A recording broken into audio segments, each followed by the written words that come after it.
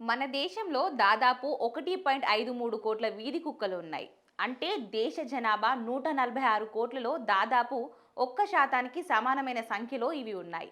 అత్యధికంగా వీధి కుక్కలు ఉన్న టాప్ 10 రాష్ట్రాలను పరిశీలిస్తే ఉత్తరప్రదేశ్ 20,59,261, ఒడిశా 17,34,399, మహారాష్ట్ర 12,76,399 ఉన్నాయి.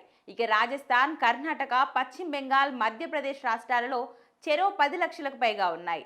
గుజరాత్లో 9.31 లక్షలు, బీహార్లో 6.96 లక్షలు, ఆంధ్రప్రదేశ్లో 4.71 లక్షల వీధి కుక్కలు ఉన్నాయి. అత్యధికంగా వీధి కుక్కలు ఉన్న మెట్రో నగరాలలో బెంగళూరు 1.36 లక్షలతో మొదటి స్థానంలో ఉండగా, ఢిల్లీ 55,462, ముంబై 50,799, చెన్నై 24,827, కోల్కతా 21,146, ఇక హైదరాబాద్ 10,553 ఉన్నాయి. ఇవన్నీ కేంద్ర ప్రభుత్వ పశుసంవర్ధక శాఖ 2023 నవంబర్లో విడుదల చేసిన గణాంకాలే. ఒక వీధి కుక్క లేని రాష్ట్రాలు, కేంద్ర పాలిత ప్రాంతాలను పరిశీలిస్తే మణిపూర్, దాద్రానగర్ హవేలీ, లక్షద్వీప్ ఉన్నాయి.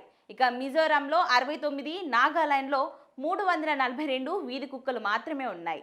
అయితే వీధి కుక్కల నియంత్రణపై రాజ్యాంగంలోనూ ప్రస్తావన ఉందంటే మూగజీవాలకు దేశం ఎంతటి ప్రాధాన్యత ఇచ్చిందో అర్థం చేసుకోవచ్చు.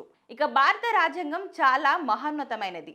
అది మూగజీవాలు, జంతువుల పరిరక్షణకు కూడా అత్యంత ప్రాధాన్యత ఇచ్చింది. జంతువుల సంక్షేమం, పరిరక్షణతో పాటు వాటికి వ్యాధులు ప్రబలకుండా చర్యలు చేపట్టే బాధ్యతలను రాష్ట్ర ప్రభుత్వాలు, స్థానిక సంస్థలకు కేటాయిస్తున్నామని రాజ్యాంగంలోని ఆర్టికల్ 246(3)లో చెప్తుంది.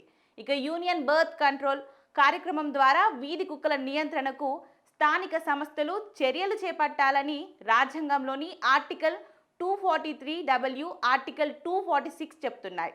ఇక మరోవైపు కుక్క కాటు కేసులు దేశంలో పెరిగిపోతుండడం ఆందోళనకరంగా మారింది. దీనివల్ల ప్రజలు భయభ్రాంతులకు గురవుతున్నారు. తీవ్రమైన భయాన్ని వీధి కుక్కలు సృష్టిస్తున్నాయి. ఈ పరిస్థితిని ఆపాలని ప్రజలు కోరుతున్నారు.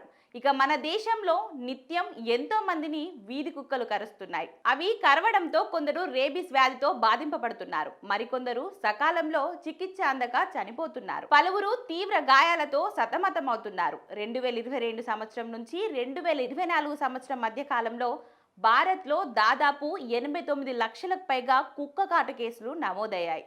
2022లో 21.8 లక్షలు, 2023లో 30.5 లక్షలు, 2024లో 37.1 లక్షల కుక్క కాటు కేసులు నమోదవడం గమనార్హం. అంటే ఈ కేసులు ఏటా పెరిగిపోతున్నాయి.